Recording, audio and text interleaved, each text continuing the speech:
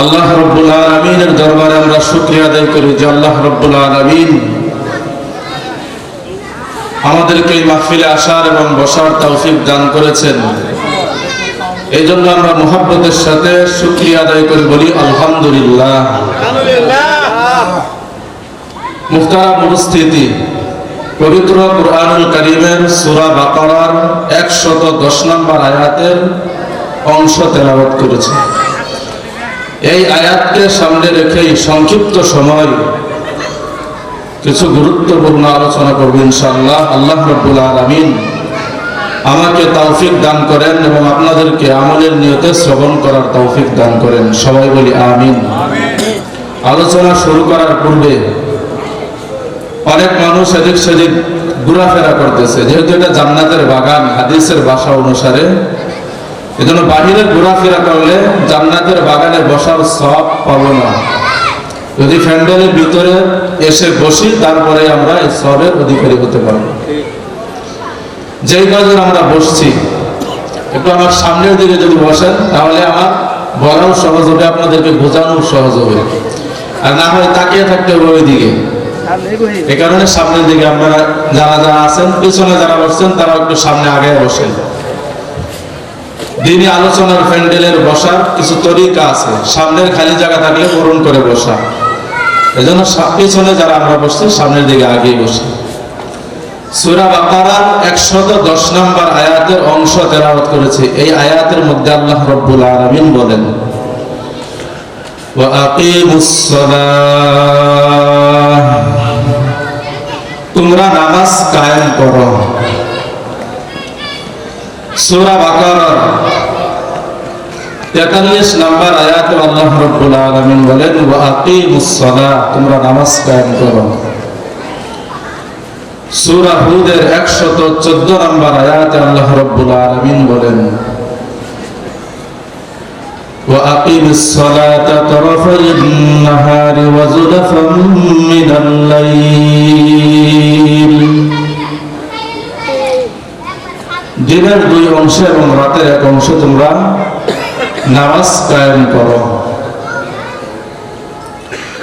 সূরা নূরের 56 নম্বর আয়াতে আল্লাহ রাব্বুল আলামিন বলেন, ওয়া আকিমুস সালাহ, তোমরা নামাজ কায়েম করো। এই আয়াতগুলো সহ আরো অনেকগুলো আয়াতের মধ্যে আল্লাহ রাব্বুল আলামিন আমাদেরকে একটি আদেশ করেছেন যে তোমরা নামাজ কায়েম করো। নামাজ পড়ার কথা বলেন নাই, যে নামাজ কায়েম করার কথা বলেছেন। নামাজ কায়েম দ্বারা উদ্দেশ্য কি এটা আমরা বুঝবো ভালোভাবে।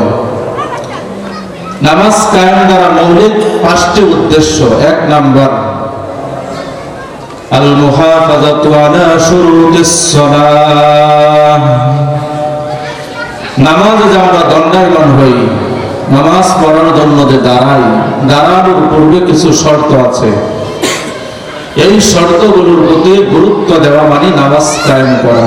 2 নাম্বার, আল মুহাফাজাতু আলা রুকুই ওয়াস সুজুদ, রুকু সিজদার হেফাজত করা, রুকু সিজদা গুরুত্ব সহ আদায় করা মানে নামাজ কায়েম করা। 3 নাম্বার উদ্দেশ্য, আল মুহাফাজাতু আলাল খুশু, খুশু খুজুর সহিত নামাজ আদায় করা মানে নামাজ কায়েম করা। 4 নাম্বার মৌলিক উদ্দেশ্য, পরিবারের লোকদেরকে নামাজ পড়ার কথা বলা, নামাজের আদেশ করা মানে নামাজ কায়েম করা। 5 নাম্বার, সমাজে, থানায়, জেলায়, বিভাগে, পুরা পৃথিবীতে নামাজ কায়েম করার জন্য দাওয়াত কাজ করা অথবা চেষ্টা মেহনত চালিয়ে যাওয়া মানে নামাজ কায়েম করা। মৌলিক ভাবে এই 5টি উদ্দেশ্য নামাজ কায়েম দ্বারা। 1 নাম্বার উদ্দেশ্য, আল মুহাফাজাতু আলা শুরুতিস সালাহ, নামাজে যে আমরা দণ্ডায়মান হই, নামাজে দাঁড়ানোর পূর্বে, নামাজে দণ্ডায়মান হওয়ার পূর্বে নামাজের কিছু শর্ত আছে। এই শর্তগুলো গুরুত্ব সহকারে আদায় করে নামাজে দণ্ডায়মান হওয়া। নামাজের শর্ত কি এখন আমরা জানবো। নামাজের শর্ত, 1 নাম্বার শরীর পাক, 2 নাম্বার কাপড় পাক, 3 নাম্বার নামাজের জায়গাটা, 4 নাম্বার সদর ঢাকা, 5 নাম্বার কিবলামুখী হওয়া, 6 নাম্বার সময় মতো নামাজ আদায় করা, 7 নাম্বার নামাজের নিয়ত করা। এগুলো হচ্ছে নামাজের পূর্ববর্তী শর্ত। এই শর্তগুলোর প্রতি গুরুত্ব দিয়ে নামাজ দণ্ডায়মান হওয়া মানে নামাজ কায়েম করা। 1 নাম্বার শর্ত, 1 নাম্বার শর্ত হচ্ছে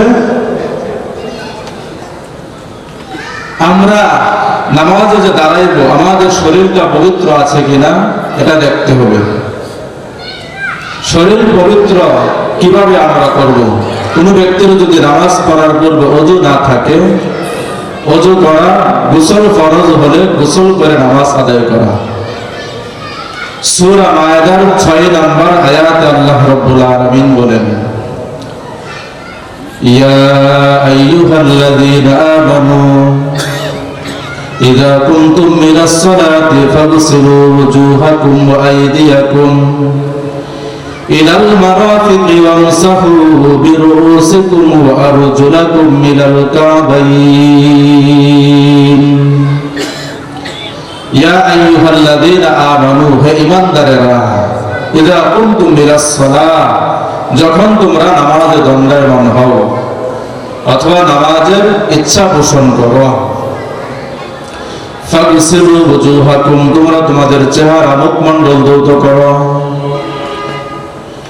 ওয়া আইদিয়াকুম মিনাল মারাফিক, তোমাদের উভয় হাত কনুই পর্যন্ত ধৌত করো, ওয়ামসাহু বিরুউসিকুম, তোমাদের মাথা মাসাহ করো, ওয়া আরজুলাকুম ইলাল কাবাইন, তোমাদের উভয় পা টাকনু পর্যন্ত ধৌত করো। এই আয়াতের মধ্যে আল্লাহ রাব্বুল আলামিন ওযুর 4টি ফরজ বর্ণনা করেছেন। 1 নাম্বার মুখমণ্ডল ধৌত করা, 2 নাম্বার 2 হাতের কনুই পর্যন্ত ধৌত করা, 3 নাম্বার মাথা মাসাহ করা, 4 নাম্বার উভয় পায়ের টাকনু পর্যন্ত ধৌত করা। এর মাধ্যমে আমরা ওযু করি। এই জন্য যদি ওযু কারো না থাকে, ওযু করে নামাজে দণ্ডায়মান হওয়া মানে নামাজ কায়েম করা। সহিহ বুখারীর বর্ণনা 6954 নম্বর হাদিসের বর্ণনা। عن أبي هريرة رضي الله تعالى عنه عن النبي صلى الله عليه وسلم قال, নবীজির সাহাবা হযরত আবু হুরায়রা রাদিয়াল্লাহু তাআলা আনহুর বর্ণনা, রাসূলুল্লাহ সাল্লাল্লাহু আলাইহি ওয়াসাল্লাম ইরশাদ করেছেন, ইযা আহদাসা, তোমরা যখন তোমাদের ওযু না থাকে এই অবস্থায় যদি নামাজে দণ্ডায়মান হও, তাহলে তোমাদের নামাজ আল্লাহ রাব্বুল আলামিনের দরবারে কবুল হবে না। লা ইয়াকবালুল্লাহু সালাতা আহাদিকুম ইযা আহদাসা হাত্তা ইয়াতাওয়াদ্দা, তোমাদের কারো যদি ওযু না থাকে, ওযু না করা পর্যন্ত তোমাদের কারো নামাজ আল্লাহ রাব্বুল আলামিন কবুল করবেন না। এই জন্য ওযু যদি না থাকে, ওযু করে তারপরে যদি আমরা নামাজে দণ্ডায়মান হয়ে যাই, এই নামাজ আল্লাহ রাব্বুল আলামিনের দরবারে কবুল হয়ে যাবে। 2 নম্বর বিষয়, কারো উপর যদি গোসল ফরজ হয় গোসল করা।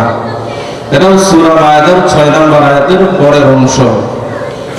ওয়া ইন কুনতুম জুনুবান ফাত্তাহহারুন, তোমরা যদি জুনুবী হও, অর্থাৎ তোমাদের কারো উপর যদি গোসল ফরজ হয়, সুন্দরভাবে গোসল করে তারপর নামাজে দণ্ডায়মান হওয়া মানে নামাজ কায়েম করা।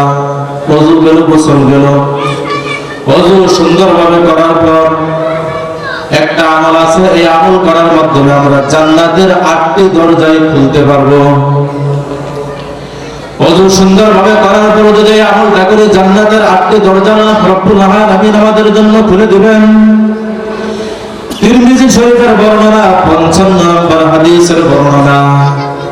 আন ওমর ইবনুল খাত্তাব রাদিয়াল্লাহু তাআলা আনহু قال قال رسول الله صلى الله عليه وسلم, নবীজির সাহাবা হযরত ওমর ইবনুল খাত্তাব রাদিয়াল্লাহু তাআলা আনহুর বর্ণনা, তিনি বলেন, রাসূলুল্লাহ সাল্লাল্লাহু আলাইহি ওয়াসাল্লাম ইরশাদ করেছেন, মান তাওয়াদ্দা ফা আহসানাল উযুআ, যে ব্যক্তি সুন্দরভাবে ওযু করে ওযুর পর সুম্মা ক্বালা আশহাদু আল্লা ইলাহা ইল্লাল্লাহ ওয়া আশহাদু আন্না মুহাম্মাদান আবদুহু ওয়া রাসূলুহু আল্লাহুম্মা জাআলনি মিনাত তাওয়াবিন ওয়া জাআলনি মিনাল মুতাতাহহিরিন। কোন বান্দা যদি ওযু করার পর কালিমা শাহাদাত পাঠ করার পর আল্লাহুম্মা জাআলনি মিনাত তাওয়াবিন ওয়া জাআলনি মিনাল মুতাতাহহিরিন, এই অংশটুকু পাঠ করে আল্লাহ রাব্বুল আলামিনের পয়গম্বর হাদিসে শেষ অংশের মধ্যে বলেন, ফুতিহাত সামানিয়াতু আবওয়াবিল জান্নাহ, আল্লাহ রাব্বুল আলামিন তার জন্য জান্নাতের 8টি দরজা খুলে দিবেন।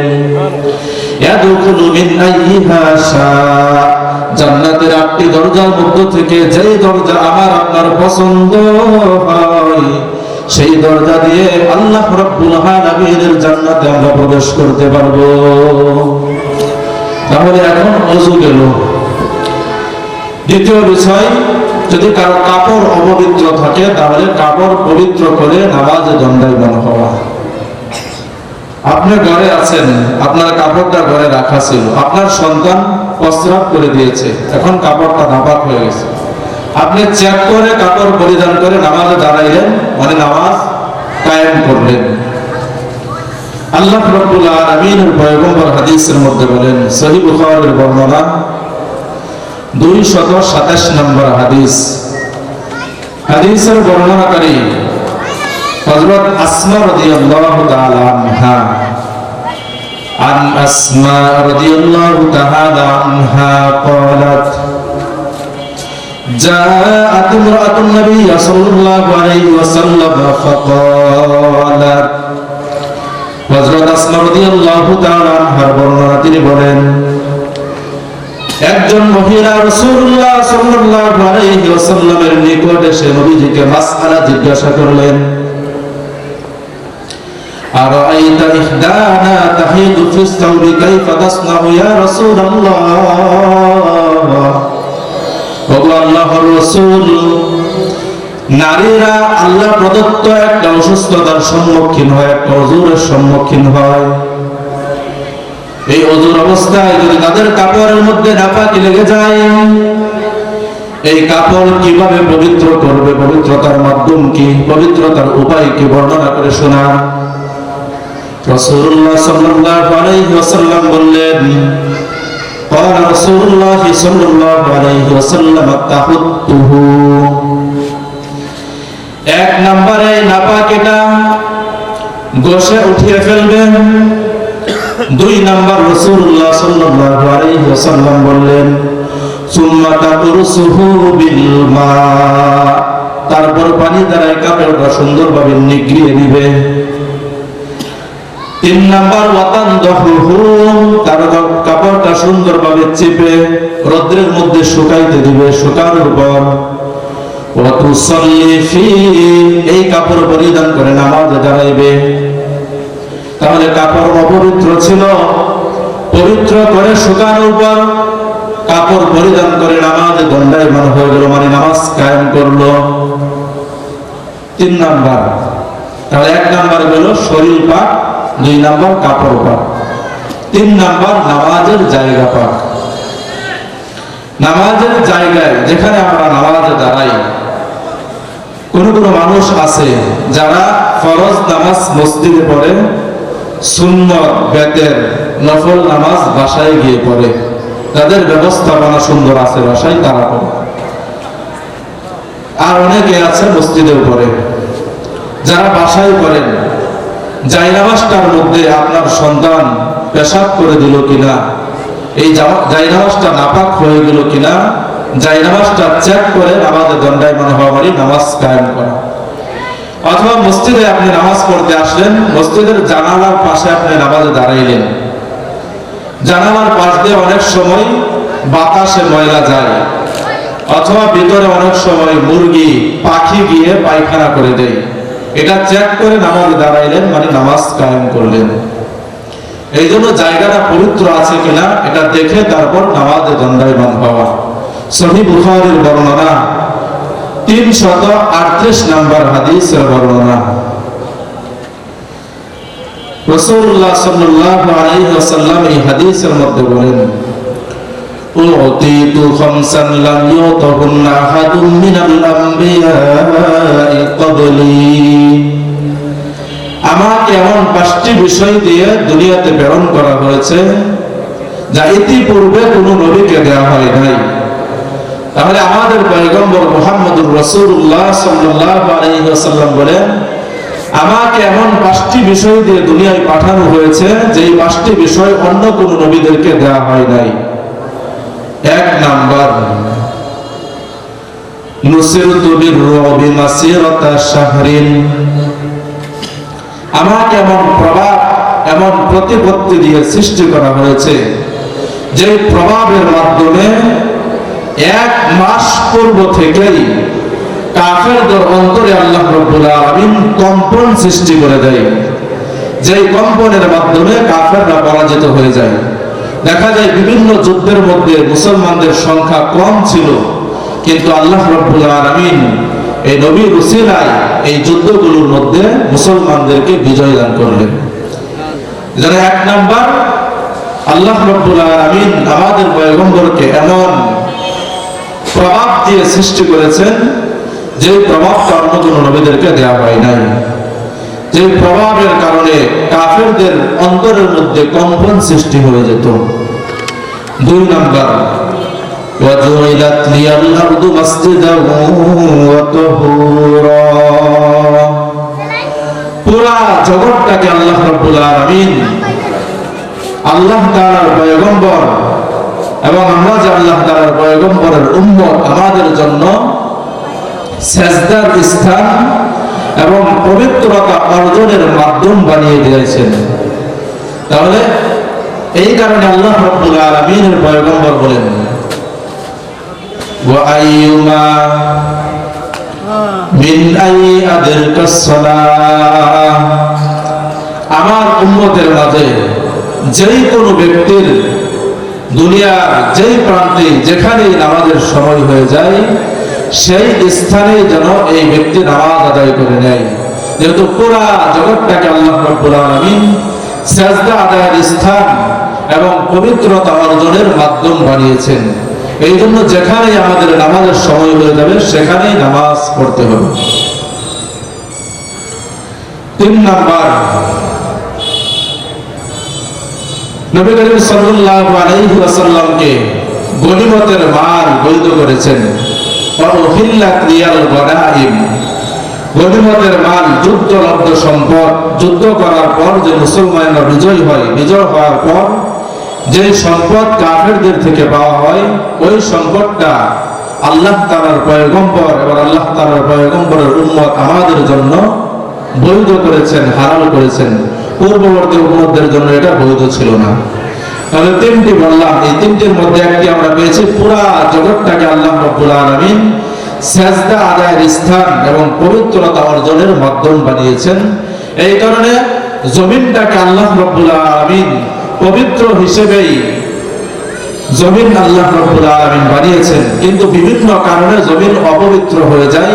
এই কারণে অপবিত্র জমিনকে পবিত্র করে নামাজে দণ্ডায়মান হওয়া মানে নামাজ কায়েম করা। 3 নাম্বার গেল। 1 নাম্বার কাপড় পাক, শরীর পাক। 2 নাম্বার কাপড় পাক।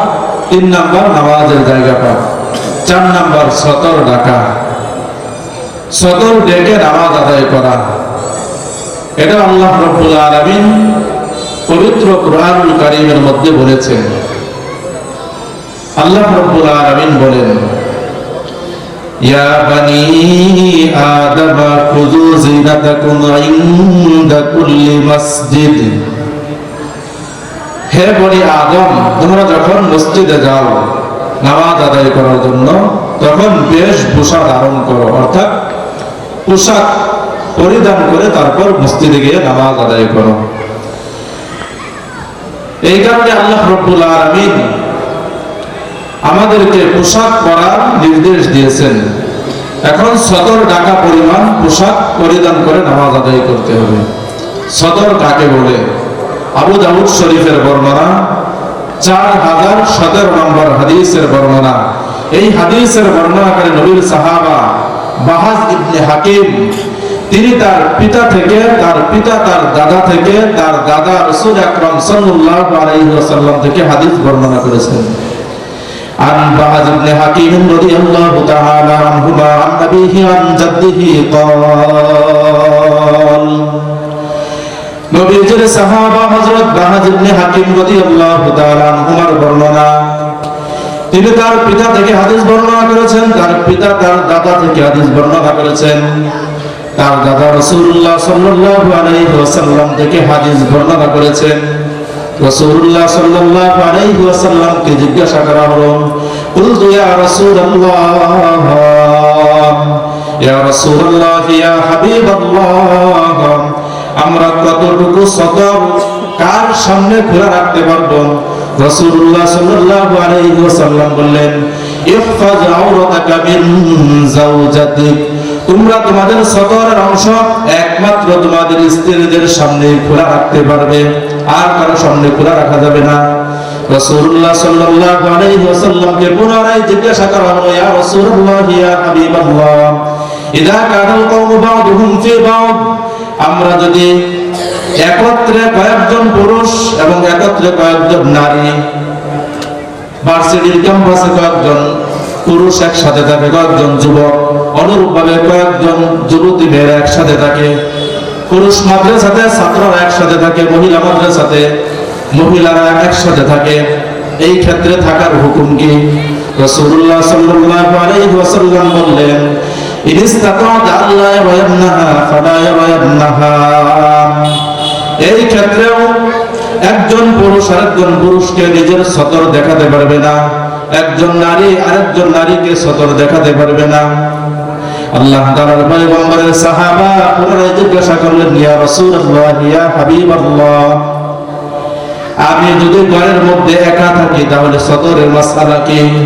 রাসূলুল্লাহ সাল্লাল্লাহু আলাইহি ওয়াসাল্লাম বললেন, আল্লাহু আহাক্কু আন ইউস্তাহজা মিনহু মিনান নাস, তুমি যখন ঘরের মধ্যে একা থাকো, ঘরের দরজা বন্ধ, জানালা বন্ধ, শুধু একাই তুমি আছো, এই ক্ষেত্রেও সতর খোলার ক্ষেত্রে তুমি আল্লাহকে ভয় করবা, আল্লাহকে সব চাইতে লজ্জা পাওয়া দরকার, দুনিয়ার মানুষের চাইতে আল্লাহকে বেশি লজ্জা পেতে হবে।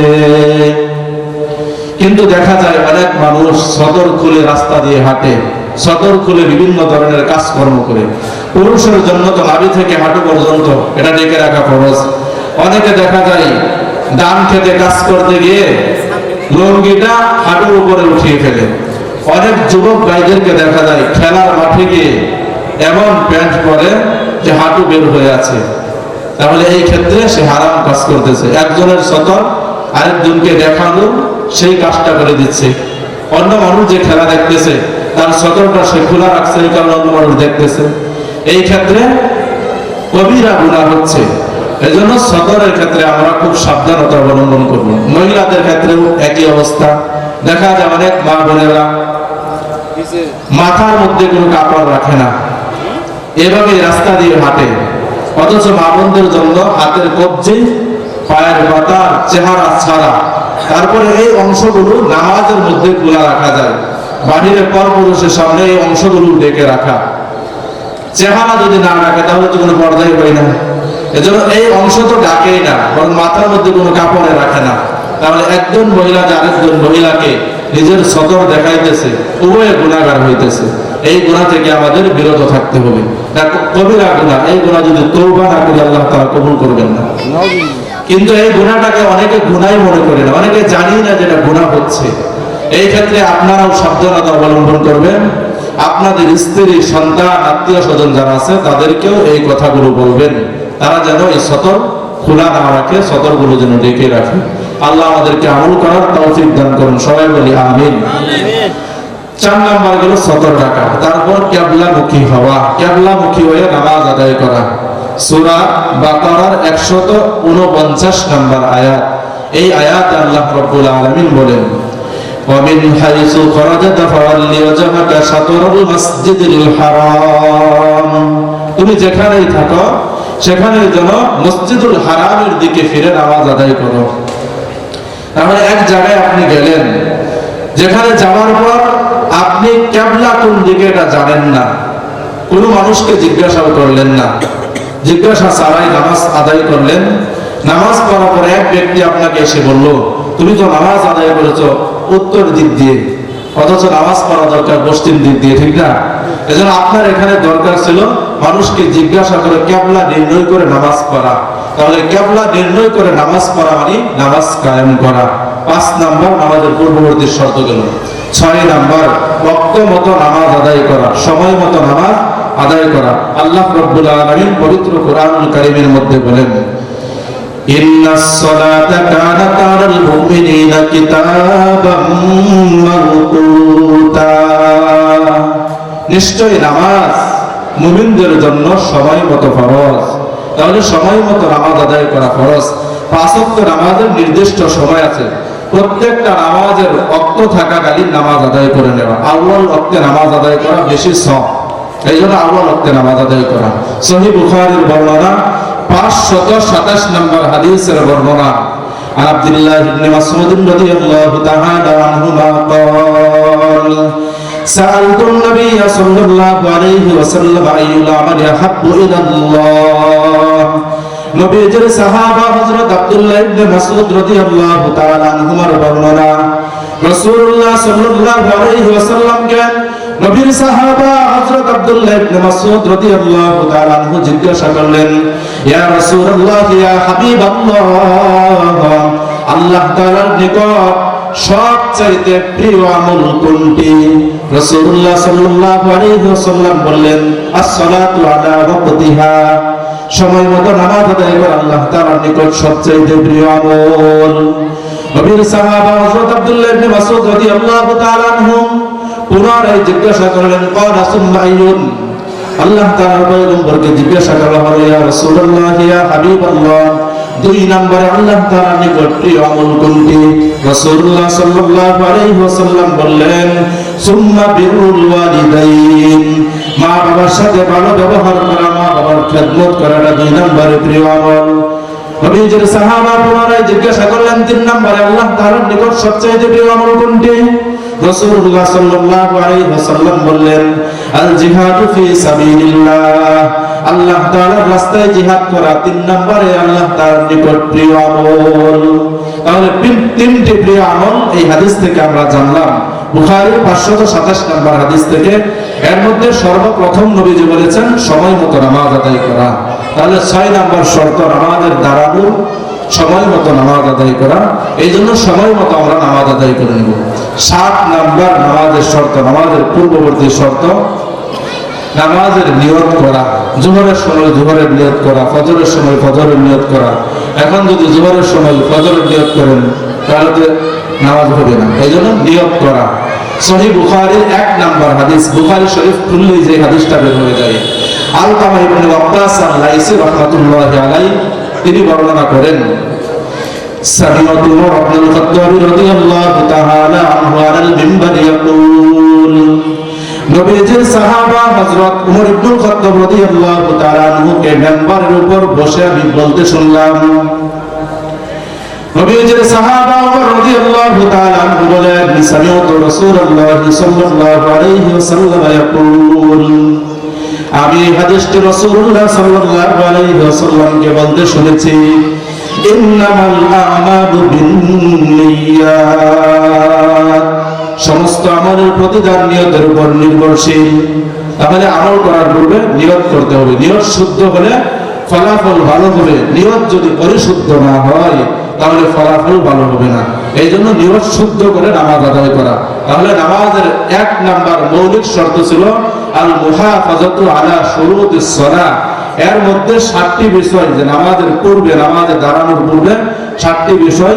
1 নম্বর শরীর পাক, 2 নম্বর কাপড় পাক, 3 নম্বর নামাজের জায়গা পাক, 4 নাম্বার সদর টাকা, 5 নাম্বার কেবলামুখী হওয়া, 6 নাম্বার নামাজের সময় হওয়া তদন্ত অক্তমত নামাজ আদায় করা, 7 নাম্বার নামাজের নিয়ত করা। এই 7টি বিষয় বললাম। এখন 2 নাম্বার নামাজের মৌলিক শর্ত, আল মুহাফাজাতু আলার রুকুই ওয়াস সুজুদ। রুকু সাজদা সুন্দরভাবে দৃঢ়স্থিরতার সহিত আদায় করে নামাজ পড়া মানে নামাজ কায়েম করা। অনেক মানুষ আছে রুকু সাজদা সুন্দরভাবে করে না, রুকু কোনো মতে করে, সাজদাও কোনো মতে করে, 2 সাজদার মাঝখানে এক সাজদা থেকে অতটুকু উঠে পুরোপুরি সোজা হয়ে বসেও না, এতটুকুটার সাথে সাথে আরেক সাজদায় চলে যায়, এরকম মানুষ আছে। সহিহ বুখারীর বর্ণনা 757 নাম্বার হাদিসের বর্ণনা। হাদিসের বর্ণনাকারী নবীজির সাহাবা হযরত আবু হুরায়রা রাদিয়াল্লাহু তাআলা আনহু, আন নবী হুরায়রা রাদিয়াল্লাহু তাআলা আনহু قال رسول الله صلى الله عليه وسلم فدخل رسول الله صلى الله عليه وسلم في المسجد। নবীজির সাহাবা হযরত আবু হুরায়রা রাদিয়াল্লাহু তাআলা আনহুর বর্ণনা, রাসূলুল্লাহ সাল্লাল্লাহু আলাইহি ওয়াসাল্লাম মসজিদে আছেন, এমন অবস্থায় ফাদাখালা রাজুলুন, এক ব্যক্তি আসলো। এই ব্যক্তি এসে মসজিদে প্রবেশ করলো। মসজিদে প্রবেশ করার পর নামাজ আদায় করলো। নামাজ আদায় করার পর রাসূলুল্লাহ সাল্লাল্লাহু আলাইহি ওয়াসাল্লামের নিকট আসলো। রাসূলুল্লাহ সাল্লাল্লাহু আলাইহি ওয়াসাল্লামের নিকট এসে সালাম দিল, আসসালামু আলাইকুম। ফারাদ আলাইহিস সালাম, নবী যেই ব্যক্তির সালামের জবাব দিলেন। জবাব দেওয়ার পর নবী বললেন, ইরজি ফাসাল্লি ফাইন্নাকা লাম তুসাল্লি, যাও তুমি নামাজ আদায় করো, কেন তুমি নামাজ আদায় করো নাই। অথচ সেই ব্যক্তি নামাজ পড়ে নবীজিকে সালাম দিল। নবীজি বললেন, যাও তুমি নামাজ আদায় করো, কেননা তুমি নামাজ আদায় করো নাই। এই ব্যক্তি পুনরায় গিয়ে নামাজ আদায় করলো, পূর্বে যেভাবে নামাজ আদায় করলো সেভাবে নামাজ আদায় করে নবীজির নিকট আসলো। নবীজির নিকট আসার পর নবীজিকে পুনরায় সালাম দিলেন। নবীজি সালামের জবাব দেওয়ার পর পুনরায় নবীজি বললেন, ইরজি ফাসাল্লি ফাইন্নাকা লাম তুসাল্লি সালাসা, যাও তুমি নামাজ আদায় করো, কেন তুমি নামাজ আদায় করো নাই। এভাবে 3 বার হলো। 3 বার এই ব্যক্তি নামাজ আদায় করলো। নামাজ আদায় করার পর নবীজির নিকট এসে সালাম দিল। নবীজি 3 বার তাকে বললেন, যাও তুমি নামাজ আদায় করো, কেন তুমি নামাজ আদায় করো নাই। এই ব্যক্তি তারপর বলল, ইয়া রাসূলুল্লাহ, ইয়া হাবিবাল্লাহ, মা উহসিনু গায়রাহু, এর চাইতে সুন্দরভাবে, এর চাইতে উত্তমভাবে আমি নামাজ আদায় করতে পারি না, অতএব আপনি আমাকে নামাজ শিখিয়ে দিন। রাসূলুল্লাহ সাল্লাল্লাহু আলাইহি ওয়াসাল্লাম এই সাহাবীকে নামাজ শিখিয়ে দিলেন। নবীজি বললেন, যখন তুমি নামাজে দণ্ডায়মান হইবা তখন আল্লাহু আকবার বলে হাত বাঁধবা।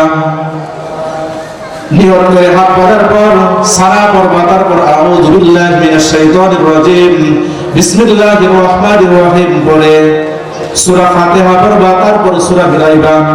মিলানোর পর আল্লাহু আকবার বলে রুকুতে যাইবা। রুকুতে যাওয়ার পর তাতমাইন্না রাকিয়া, সুন্দরভাবে রুকু করবা, দৃঢ়স্থিরতার সহিত রুকু করবা। রুকু করার পর রুকু থেকে আল্লাহু আকবার, সামি আল্লাহু লিমান হামিদা বলে দাঁড়াইবা।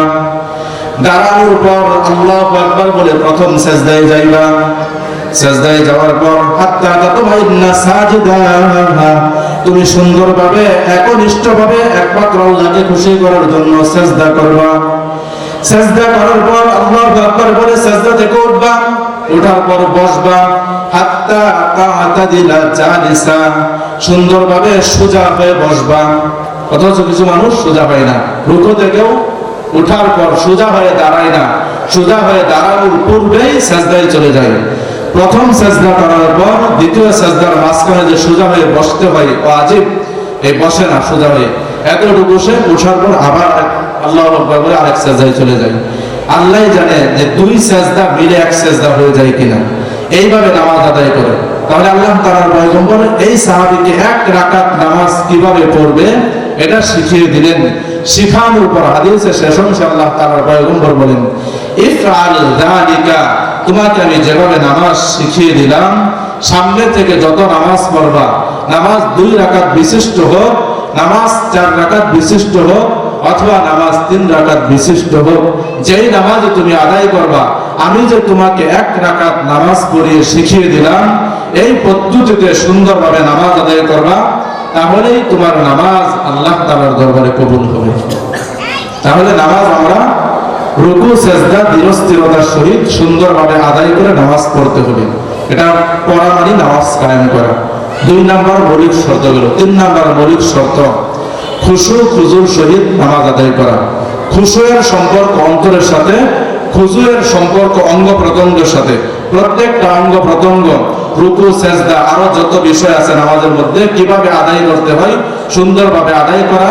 আর অন্তরের মধ্যে খুশু যে থাকে, আল্লাহ তাআলার ভয়। নামাজ আমরা যখন পড়ব, নামাজ পড়ার সময় খেয়াল করব যে আমি আল্লাহ তাআলাকে দেখতেছি, কিন্তু আমাদের ঈমান এত মজবুত না, আমরা নামাজে দাঁড়াইলে আল্লাহকে দেখি না। কিন্তু দ্বিতীয় পয়েন্ট, যদিও আমরা আল্লাহকে দেখি না, কিন্তু আল্লাহ রব্বুল আলামিন আমাকে দেখতেছেন, এই চিন্তা করা। আনতা আবুদাল্লাহ কান্নাকা তারাহু ফাইল্লাম তাকুন তারাহু ফাইন্নাহু ইয়ারাক। যদিও আমরা আল্লাহকে দেখি না, কিন্তু আল্লাহ যে আমাদেরকে দেখতেছেন, এই চিন্তা সব সময় করা। কিন্তু নামাজে দাঁড়াইলে নামাজ পড়তেছেন, অঙ্গ প্রত্যঙ্গ সব ঠিক আছে, কিন্তু চিন্তা আছে যে পশ্চিম পাড়া একটা জমিন কিনছেন, ওই জমিটা বিক্রি করা হবে, 4 লাখ হলে বিক্রি করে দেব, তাহলে খুশু হইল না, খুশু হইল কিন্তু খুশু হইল না। 3 নাম্বার মৌলিক শর্ত গেল। 4 নাম্বার মৌলিক শর্ত পরিবারের লোকদেরকে নামাজ পড়ার কথা বলা। সূরা তাহা 132 নম্বর আয়াত আল্লাহ তাআলা বলেন, ওয়া'মুর আহলাকা বিস-সালাতি ওয়াসতাবির আলাইহা। নবীজিকে আল্লাহ তাআলা লক্ষ্য করে বলেন, হে হাবিব, আপনি নিজের পরিবারের লোকদেরকে নামাজের আদেশ করেন, ওয়াসতাবির আলাইহা, এবং আপনিও এর উপর প্রতিষ্ঠিত থাকেন, অটল থাকেন। তাহলে নিজে নামাজ পড়তে হবে, নিজের পরিবারের লোকদেরকে নামাজ পড়ার কথা বলতে হবে। এটার বিস্তারিত আলোচনা করলে অনেক সময়ের দরকার। 5 নাম্বার মৌলিক শর্ত, এটা বলে আমি আলোচনা শেষ করব। 5 নাম্বার মৌলিক শর্ত হচ্ছে আপনার সমাজে, আপনার দেশে, এমনকি আল্লাহ যদি আপনাকে যোগ্যতা দান করেন, পুরা পৃথিবীতে নামাজ কায়েম করার জন্য চেষ্টা মেহনত করা। এটা আল্লাহ রাব্বুল আলামিনের পয়গম্বর হাদিসের মধ্যে বলেছেন। আল্লাহ তাআলা পবিত্র কোরআনুল কারীমের মধ্যে বলেছেন, সূরা হজ 41 নম্বর আয়াতে আল্লাহ তাআলা বলেন, আল্লাযীনা ইম্মাক্কানাহুম ফিল আরদি আকামুস সালাহ। আল্লাহ তাআলা যাকে জমিনের শাসনকর্তা বানান, এই ব্যক্তির প্রথম দায়িত্ব হলো নামাজ কায়েম করা, পুরা জমিনের সমস্ত মানুষকে নামাজি বানানো। এটা হচ্ছে নামাজ কায়েম করা। 2 নাম্বার ওয়াআতুজ যাকাত, যাকাত প্রতিষ্ঠা করা, মানে যাকাত যাদের উপর ফরজ তারা যেন যাকাত আদায় করে, এই চেষ্টা মেহনত করা। 3 নাম্বার আমারু বিল মারুফ। 4 নাম্বার ওয়া নাহাউ আনিল মুনকার, সৎ কাজের আদেশ, অসৎ কাজের নিষেধ। এই 4টি কথা আল্লাহ তাআলা সূরা হজ্জের মধ্যে বলেছেন 41 নম্বর আয়াতে। তাহলে মৌলিক 5টি বিষয় সংক্ষিপ্তভাবে আপনারা আলোচনা শুনেছেন। নিজেও নামাজ পড়তে হবে, নিজের পরিবারের লোকদেরকেও নামাজের কথা বলতে হবে, এলাকার প্রত্যেকটা মানুষ যেন নামাজি হয়ে যায়, আপনার সমাজ, আপনার থানা, আপনার মহল্লা, আপনার দেশের সবাই যেন নামাজি হয়ে যায়, এই চেষ্টা মেহনত করা মানে নামাজ কায়েম করা। এটা দ্বারা আমার বুঝেন না যে নামাজ নিজে না পড়লেই হবে, নিজে পড়তে হবে, এটা বাধ্যতামূলক। নিজে পড়ে তারপর অন্য মানুষদেরকে নামাজ পড়ার কথা বলতে হবে। কিন্তু অনেক মানুষ দেখা যায় শুধু নিজেই পড়ে, পরিবারের লোকদেরকে, সন্তানদেরকে নামাজ পড়ার কথা বলে না। আল্লাহ আমাদের সবাইকে, আমরা যেন নিজেরাও নামাজ পড়তে পারি, নিজের পরিবার, আত্মীয় স্বজন সবাইকে যেন নামাজের আদেশ করতে পারি। এই মাধ্যমে যদি আমরা পুরা দুনিয়ায় নামাজ কায়েম করতে পারি, আল্লাহ আমাদের সবাইকে তৌফিক দান করুন। সবাই বলি আমিন। ওয়া আখিরু দাওয়ানা আলহামদুলিল্লাহি রাব্বিল আলামিন। আসসালামু আলাইকুম ওয়া রাহমাতুল্লাহি ওয়া বারাকাতুহু।